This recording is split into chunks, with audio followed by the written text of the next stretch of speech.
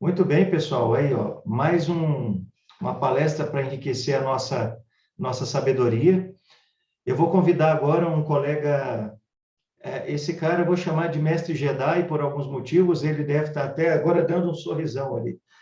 Mas quando cheguei aqui em Passo Fundo, foi uma das pessoas que eu conheci pelo processo do Mais Médicos, em qual eu atuo hoje, e fui conhecendo a pessoa espetacular que ele é e cada vez admirando mais. Descobri que o cara gosta de basquete, eu gosto. Descobri que o cara gosta de violão, eu gosto. Descobri que o cara gosta de fazer filho, eu também gosto.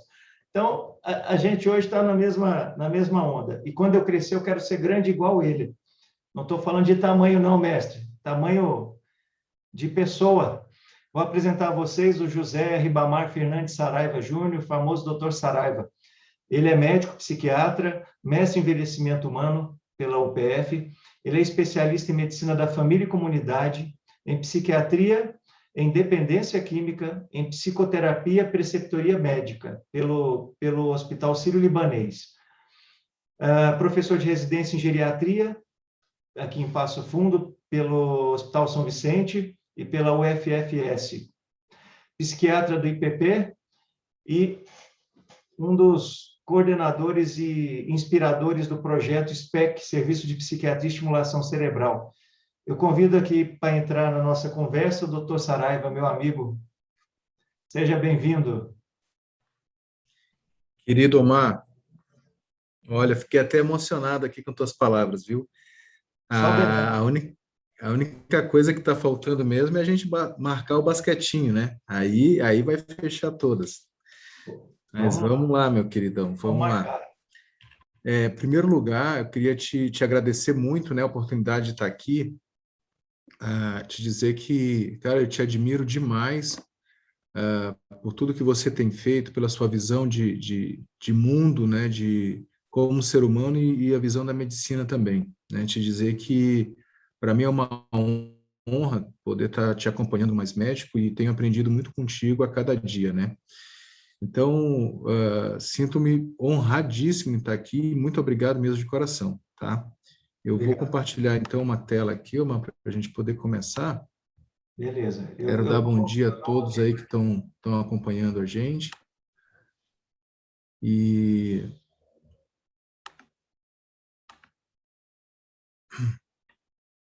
vou tentar passar alguns slides assim mais rapidinho, para a gente poder ter tempo no final para discutir alguma coisa ainda. E dizer para vocês assim, ó, que para mim é uma satisfação poder estar participando então desse primeiro ciclo interdisciplinar, Web Talks, sobre promoção de saúde, envelhecimento saudável, senescência, e poder falar sobre neuromodulação na saúde do idoso, né? Eu acho que é um tema assim bem atual e que pela segurança da técnica, principalmente pela eficácia dela, é, é um campo de atuação que vai só crescer nos próximos anos, tá? Então, aqui, como sugere o nosso Conselho Federal de Medicina, a gente precisa declarar os conflitos de interesse.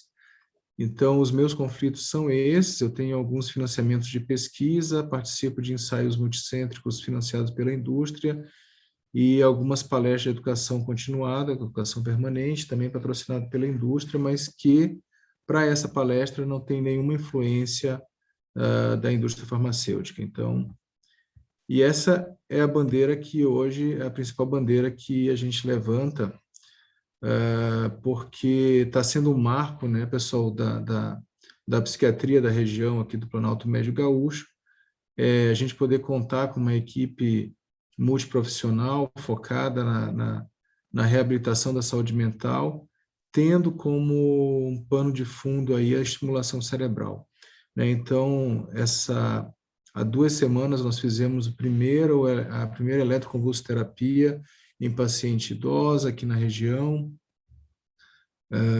Então, assim, além de ter sido a primeira eletroconvulsoterapia, foi a primeira eletroconvulsoterapia numa paciente idosa. Então, eu acho que isso é um marco e como a técnica já é consagrada, e daqui a pouco a gente vai falar mais um pouco, não precisa dizer que hoje a paciente está dando alta, né? Paciente que chegou super grave, e estava no episódio psicótico e agora está saindo para casa, sorridente, faceira, né? Eu acabei de vir lá do hospital e encontrei com ela, dei um abraço nela, então, para ela poder ir reencontrar a família.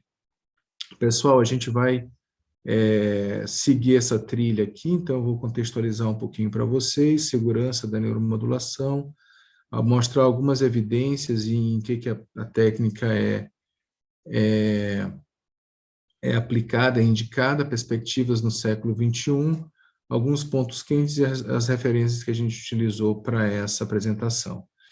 Então, pessoal, aqui é uma das salas que a gente tem em parceria com o Hospital Pronto Clínica, aqui em Passo Fundo, é a nossa sala de neuromodulação. Então, o paciente ele vai se sentar aqui, tem que ter uma poltrona, né, tranquila para ele poder ficar confortável. As sessões elas podem durar de 3 a 30 minutos, mais ou menos. E aqui é o aparelhinho de neuromodulação, né, que aí a gente... Depois eu vou mostrar com mais detalhes para vocês. Então, as técnicas, pessoal, baseadas em transmissão de impulsos, de estímulos elétricos e magnéticos, ela é uma técnica antiga, né?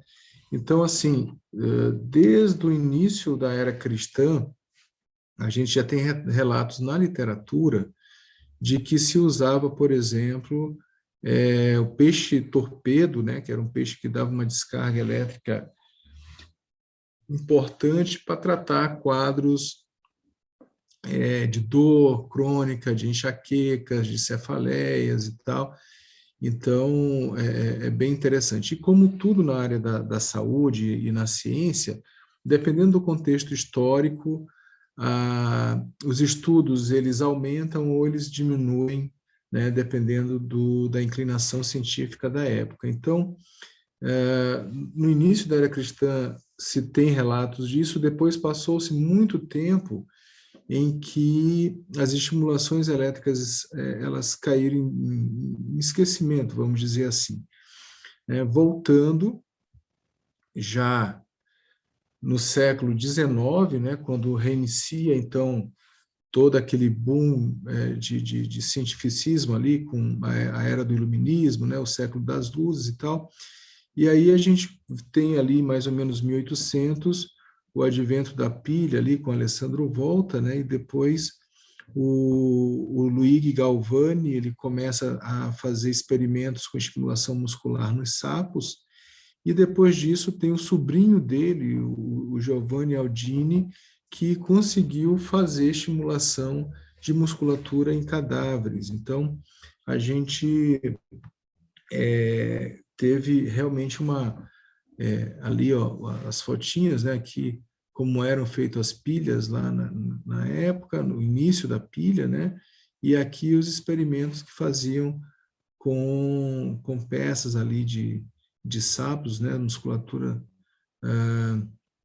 desse animal, que serviu então para a gente poder ter aí os primórdios, aí entender um pouquinho de como é que se dava a contração, né, os estímulos musculares. Então, evoluindo com isso, já no final ali do século XIX, 1880, 90, a gente vai ter aí o Robert Bartolov, né, que ele consegue, então, estimular com pilha, fazer um estímulo elétrico em meninges. Depois disso, vem o Ezio Schiamana com estimulação com os anodos, né? Então ele começou, esse aqui foi o cara que começou a ver que colocando um polo positivo e um polo negativo, a gente conseguia fazer uma despolarização, né? Criar uma diferença de potencial ali de membrana, fazer uma despolarização e fazer aquele músculo ser estimulado, né?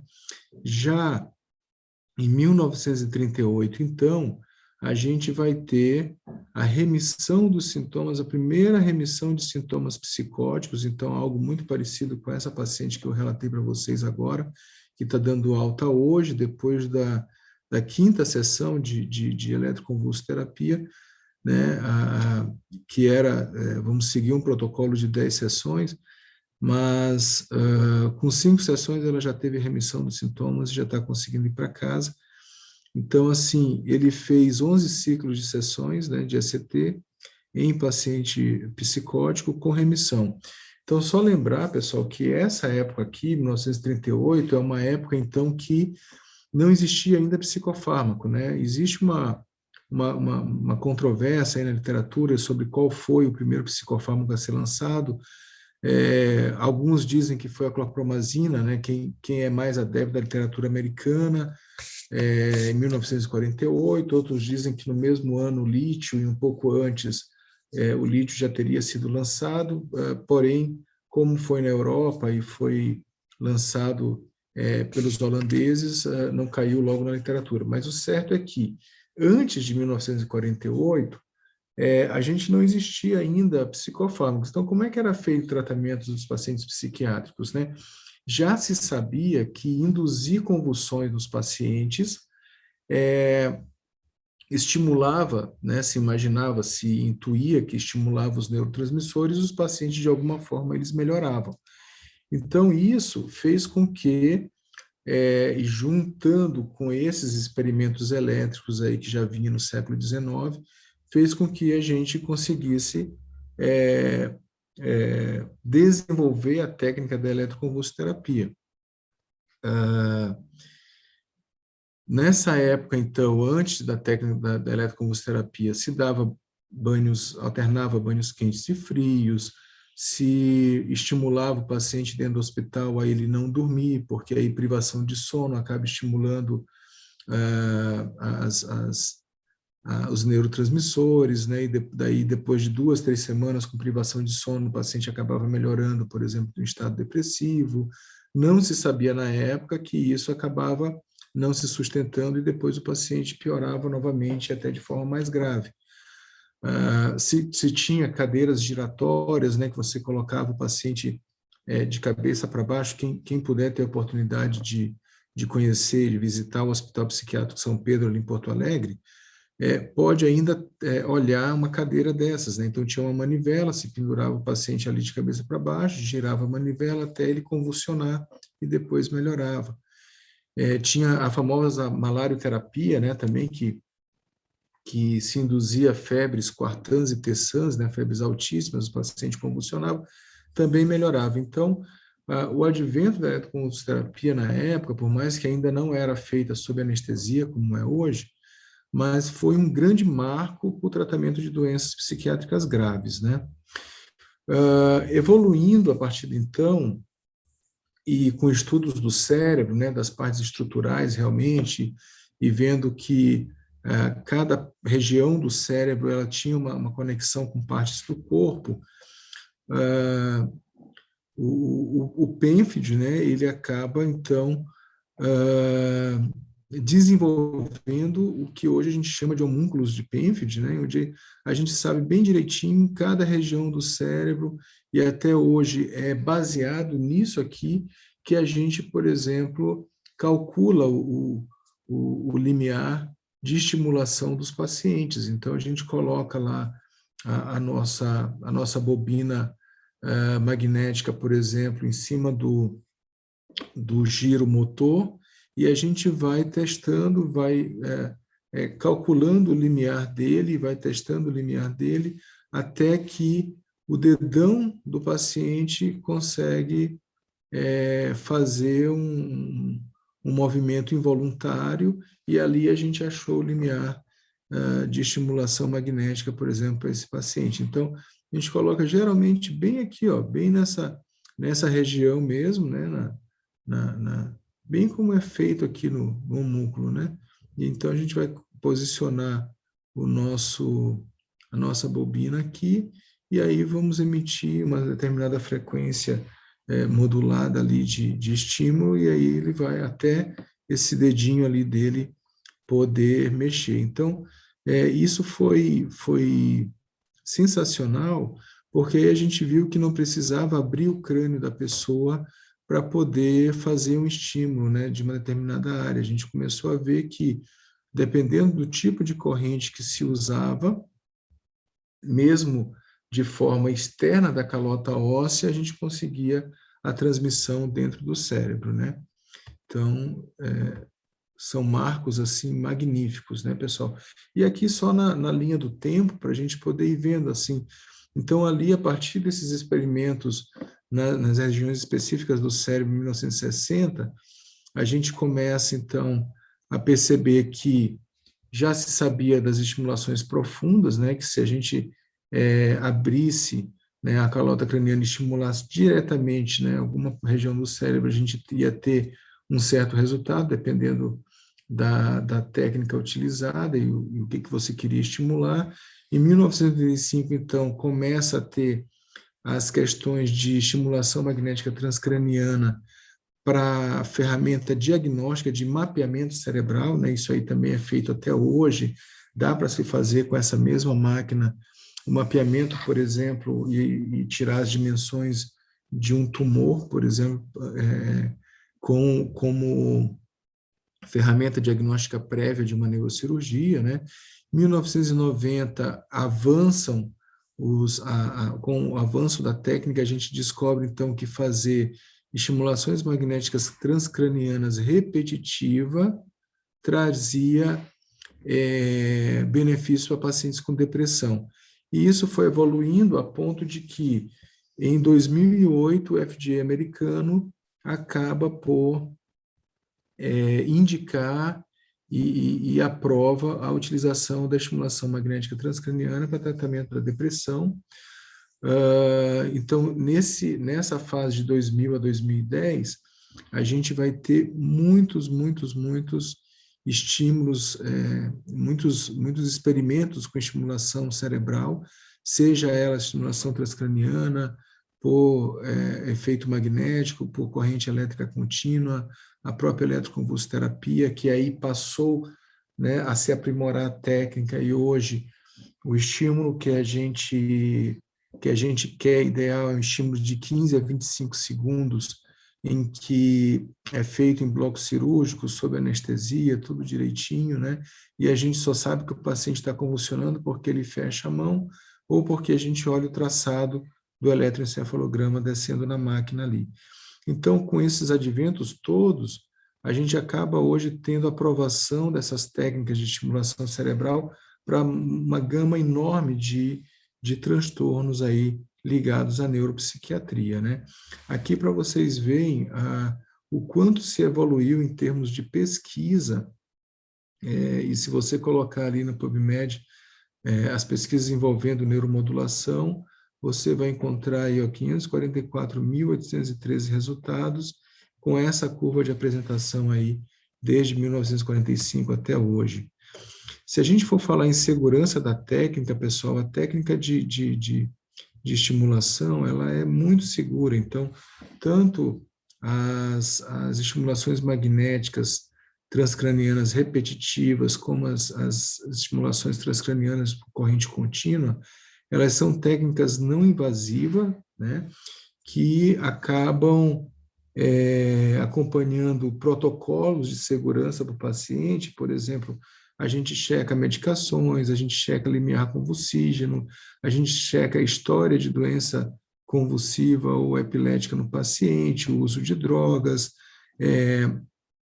malformações cerebrais. Então, tem todo um protocolo hoje bem estabelecido para que esse paciente faça uma boa experiência, né, com essas técnicas. Quando se começou, lá na década de 90, a utilizar, tem relatos, né, desde então, da década de 90 para cá, tem relatos de 16 convulsões utilizando estimulação magnética transcraniana, por exemplo. Só que era de uma época em que não se tinha protocolo de segurança e se sabia muito pouco sobre os estímulos, né? Então, a gente acabou por aperfeiçoar isso, e hoje a técnica é super segura, feita no consultório, a nível ambulatorial.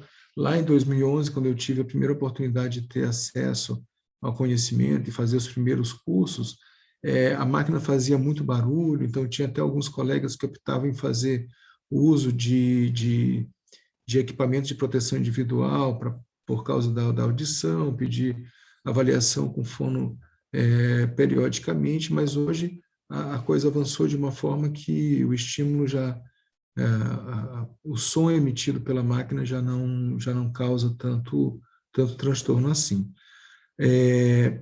Aqui, pessoal, só para vocês verem, assim, eletroconvulsoterapia, então, é um mecanismo de ação, é um estímulo elétrico, então, e o tipo de estímulo dele é um tipo de estímulo que faz com que seja a primeira opção, primeira linha de tratamento para depressão em idoso e em gestante, por exemplo, em pacientes com ideação suicida grave, porque esse tipo de corrente, por exemplo, ele não pega nem musculatura uterina, para vocês terem uma ideia, né? Então, por isso, se constitui muito mais seguro do que o uso de medicação em gestantes, por exemplo, né? Então, é um método realmente muito seguro, tem um anestesista acompanhando, faz o relaxante muscular e faz a anestesia, então é realmente maravilhoso. Aqui, pessoal, é a nossa equipe ali da SPEC e Hospital Pronto Clínica, a equipe que fez essa primeira eletroconvulsoterapia aqui na nossa região. Então, está aqui o nosso colega Eduardo Tedeschi, aqui o nosso colega Eugênio, que é o nosso anestesista aí, que graças a ele também a gente pôde iniciar esses trabalhos aí. Já vai um agradecimento até especial para ele, né? E aqui, pessoal, as outras técnicas, né, de estimulação magnética, estimulação transcraniana de corrente contínua, que são métodos muito seguros, realmente, né, que têm como indicações aí as depressões refratárias, ou aquele paciente que não quer tomar medicação, mas está deprimido e opta por essas técnicas. A estimulação, por exemplo, de corrente contínua, ela é tão tranquila que o paciente pode levar até o aparelho para fazer em casa, né, sob supervisão da gente. Então, realmente são técnicas que estão vindo, creio eu, para se consolidar, né? Quando a gente vai fazer também buscas em termos de eletroconvulsoterapia, a gente vê o aumento do interesse aí nos últimos anos em relação à técnica, a mesma coisa acontecendo com os estudos de estimulação magnética transcraniana, assim como o TDCS, aí, que são os estímulos elétricos de corrente contínua.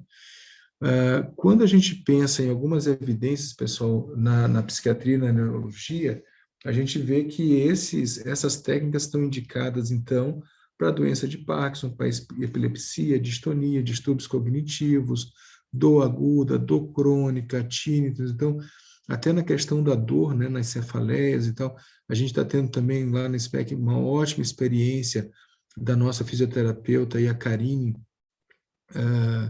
em que ela está tratando uma paciente que sofria de cefaleia grave, realmente, com indicação até de fazer imunomoduladores, né, como preventivo, e a paciente está respondendo super bem com estimulação magnética transcraniana.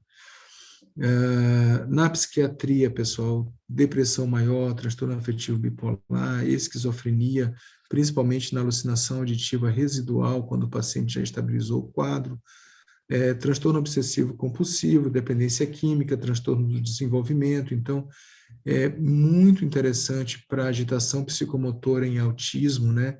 Tanto a estimulação magnética transcraniana como o TDCS, e aí junto as questões cognitivas também acabam melhorando, né? E aqui eu coloquei 2 quadrozinhos, né, produzidos ali pelo pessoal do Engenho de Dentro, né, da Nice da Silveira, que a Nice da Silveira, então, foi aquela psiquiatra que, de uma forma muito humana e com muita técnica, ela colocou a arte e inovou o tratamento dos pacientes psiquiátricos dentro de um grande manicômio, né, pessoal? Então, a gente meio que se inspira nos trabalhos dela, e certamente ela, na época, recebeu muitas críticas e certamente nós também, e estamos abertos a elas, né? Mas na certeza de que a gente está trazendo um trabalho muito consolidado cientificamente e humanizado, né? Em relação ao idoso, o que a gente tem de evidência é na depressão maior, no transtorno afetivo bipolar, esquizofrenia, transtornos cognitivos.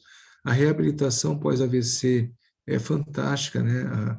O que as evidências mostram, e dor crônica também.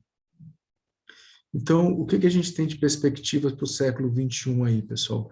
Que a neuromodulação, ela, por ser uma técnica muito segura, ela vai ser, com certeza, cada vez mais utilizada, e a perspectiva realmente é que, no futuro próximo, a gente consiga disponibilizar essas técnicas para os pacientes do Sistema Único de Saúde, né? Eu acho que esse também é um dos nossos focos, né? Para que a grande população possa ter acesso aos métodos, né?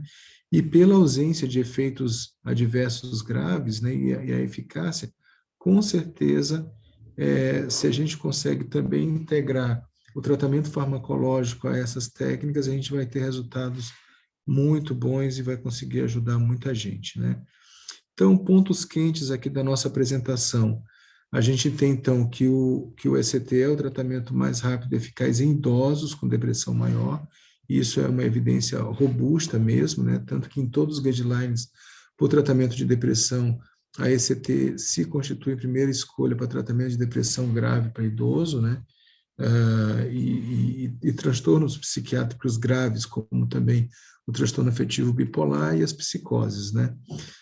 Os grandes riscos do ECT em idoso dependem das comorbidades, então por isso que lá na SPEC a gente tem o Dr. Carlos Eduardo, que é o nosso clínico de referência, então todos os pacientes, quando dão entrada, eles são atendidos clinicamente, né? O curso do tratamento com ECT, ele pode ser encerrado quando o paciente atingir um platô de recuperação. Então, como eu falei para vocês, essa paciente que está dando alta hoje, possivelmente ela nem vai precisar chegar às 10 sessões do nosso protocolo, mas se ela se sustentar aí com mais uma ou duas sessões, provavelmente ela vai atingir esse platô de recuperação e vai ficar estável por muito e muito tempo, né? E as outras terapias de estimulação cerebral também, que são estimulação magnética transcraniana, estimulação transcraniana por corrente contínua, estimulação do nervo vago e a estimulação de corrente cerebral profunda, que ela vem como último passo numa doença psiquiátrica grave, suprarrefratária, né, em que colegas neurocirurgiões colocam chip na confluência dos neurônios, seja dopaminérgicos, serotoninérgicos, e dependendo do local, né, da estrutura cerebral, que precisa ser estimulada continuamente para remitir a doença. Então, se coloca um chip dentro do cérebro, emitindo as descargas elétricas, e o paciente fica com aquele aparelho. Então, aqui, pessoal, só para vocês verem mais ou menos, aqui é uma bobina de estimulação magnética, então a gente coloca por fora, né, da calota óssea aqui do paciente, e ele vai estimulando, vai emitindo ondas eletromagnéticas nos pontos que a gente, por exemplo, aqui é mais ou menos um ponto que a gente poderia tratar a cefaleia, mais embaixo aqui as questões de alucinações auditivas residuais, aqui na frente já teria o nosso F3, que a gente trata cognição, depressão, né? Então tudo isso a gente faz o cálculo e posiciona a bobina naquele lugar. E aqui é o nosso capacetinho do TDCS, da estimulação por corrente contínua, que também é uma técnica super segura, que o paciente leva até para casa o aparelhinho, e a gente coloca aqui, ainda utilizando aqueles conhecimentos, né, da geração da diferença de potencial, tem o anodo e o catodo, a gente posiciona dependendo do que a gente vai tratar, e fica emitindo as correntes elétricas ali continuamente, né? Tem evidências robustas, por exemplo, do uso dessa técnica junto com a estimulação física. Então você bota o aparelho no paciente, bota o paciente para fazer atividade física, e isso, por exemplo, melhora demais a cognição e a atenção dos pacientes, né? Então tem muita coisa boa vindo por aí, tá? Aqui, pessoal, as referências que eu utilizei, então, para conversar com vocês nessa apresentação.